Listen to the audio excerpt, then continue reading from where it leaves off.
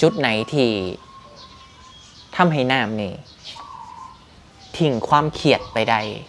กลายเป็นความหวังอยากสินำหาพอสิ ก็จะเป็นจุดที่เฮาเป็นแม่คนแล้วเฮาเข้าใจความรู้สึกว่าเพิ่นฮักเฮาส่ำใดคือเฮาฮักลูก อ๋อ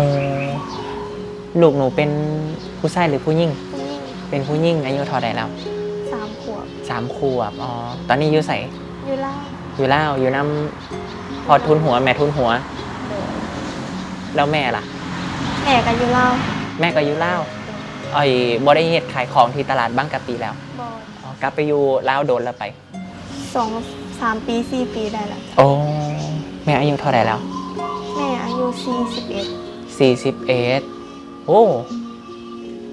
พ่อนี่แก่กว่า20 ปีเลยบ่ 41แม่นจ้ะ โอ้ ตอนนั้นแม่อายุประมาณ20 21ประมาณนั้นตอนที่มี แม่หูบ่ว่าสินำหาพ่อนี่ โอ้ เล่าให้เพิ่นฟังบ่เล่า แล้วก็บอกว่าหนูสินำหาพอเด้อแล้วก็บอกว่าหนูอยากเฮ็ดหยังก็เฮ็ดหนูใหญ่แล้ว อ๋อ ปาฏิหาริย์แห่งรักที่พลันพรากนั้นอนุภาพบัน